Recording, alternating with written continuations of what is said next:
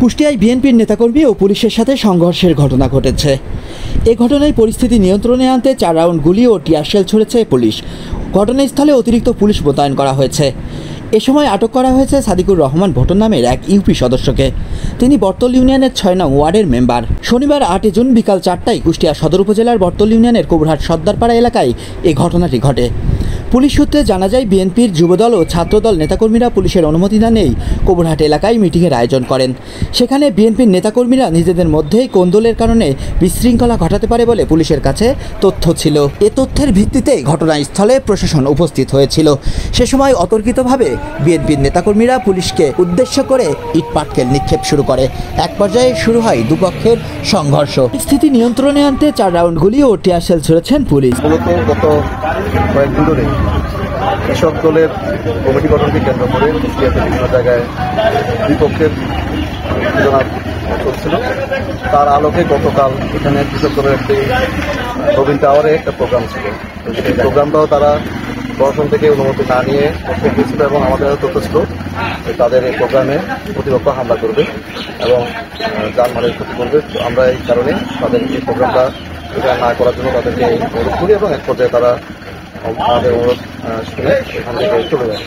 পরবর্তীতে আজকে আবার যুবদলের ব্যানারে আরেকটি অনুষ্ঠানের জন্য আবার একই জায়গায় তারা অনুষ্ঠান আহ্বান করে, এটা নবীন টাওয়ার আলফার মোড়ে। তো এই বিষয়েও তারা প্রশাসনকে জানিয়ে কোনো মত বিনিময় সভা অথবা যে সভাটা করছিল আমাদেরকে জানায়নি।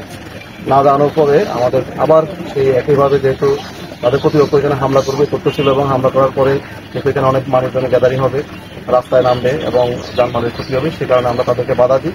বাধা দেওয়ার এক পর্যায়ে তারা এখানে উপজেলা যুব দলের সভাপতি, আমরা যতটুকু জানি, মাঝেদের বাড়িতে তারা এখানে জড়ো হয়। জড়ো হওয়ার বেশ কিছুক্ষণ পরে আমাদের তারা হঠাৎ করে আমাদের আবার খবর আসছে এরকম যে তাদের মধ্যে আবার উত্তেজনা ছড়িয়ে পড়ছে, তাদের দ্রুত এখানে মারামারি করতে পারে। আমরা দ্রুত থানার অফিসেও অন্যান্য সবাই মিলে এখানে আমরা আসার পরে তারা অতর্কিতে আমাদের উপর শুরু করে এবং লাঠিসোঁটা নিয়ে হামলা করার চেষ্টা করে। আমরা তাদেরকে নিবৃত্ত করার জন্য এবং তারা একটা মোটরসাইকেলও ভাঙচুর করে, এদেরকে আমরা নিবৃত্ত করার জন্য আমরা শটগানের ফায়ার করি এবং টিয়ারশেল নিক্ষেপ করে আমরা 6 রাউন্ড শটগানে ফায়ার করি এবং 4 রাউন্ড টিয়ারশেল ফায়ার করে তাদেরকে আমরা নিবৃত্ত করতে সক্ষম হই এবং এলাকা পরিষ্কার এবং অধিকারকে শহরে এবং আশেপাশে সব জায়গায় পুলিশকে গ্রেপ্তার আছে। একজন গ্রেপ্তার আছে। আমরা গ্রেপ্তার অভিযান চলমান আছে। যারা এটা ভিডিও ফুটেজ আছে, আমরা ভিডিও ফুটেজ দেখে যাদেরকে এই ঘটনার সঙ্গে জড়িত আমরা তাদেরকে অবশ্যই চেষ্টা করে আইনের আওতায় করতে পারি। আমরা এখানে প্রাথমিকভাবে 23টা মোটরসাইকেল পেয়েছি তাদের এলাকা এবং এর মধ্যে 2টা ভাঙ্গা এবং অন্য সবগুলো ভালো আছে।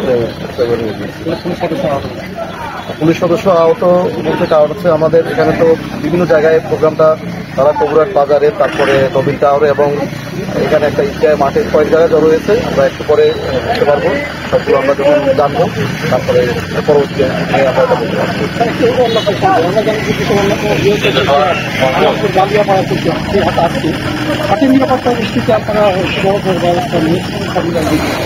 আসন্ন ঈদুল আজহা উপলক্ষে 15 তারিখ ঈদুল আজহা আমরা ধরেছি, 15 তারিখ ঈদুল আজহা অনুষ্ঠিত হবে। এই পবিত্র ঈদুল আজহা উপলক্ষে আমরা গতকাল থেকে প্রতিটি ঈদের মার্কেট এবং গরুর যে বাজারগুলো আছে আমাদের এখানে স্থায়ী এবং অস্থায়ী 26টা মার্কেট আছে, সব জায়গায় পুলিশের নিরাপত্তা ব্যবস্থা আমরা ডেপ্লয় করেছি, যাতে নিরাপত্তা পরিকল্পনা নিয়ে প্রতারকের খপ্পরে যেন না পড়ে, অথবা যারা টাকা পয়সা নিয়ে যাচ্ছে তারা যেন কোনো ধরনের সন্ত্রাসী চাঁদাবাজ কারো হাতে না পড়ে, জাল নোট কারবারিরা যাতে কোনো ধরনের কোনো শুরু করতে না পারে, অথবা অজ্ঞান পার্টি মলম পার্টি যারা আছে তাদেরকে নিয়ে আমরা সারাশি অভিযানগুলো চলছে। সাথে গোয়েন্দা পুলিশও তৎপর আছে এবং সাদা পোশাকে আমাদের ডিএসবিরও লোকজন প্রতিটি বাজারে আছে, যাতে এরকম ধরনের কোনো ঘটনা ঘটলে সাথে সাথে আমরা আসামি যারা বা অভিযুক্ত তাদেরকে গ্রেপ্তার করে আইনের হাতে সুপর্দ করতে পারি।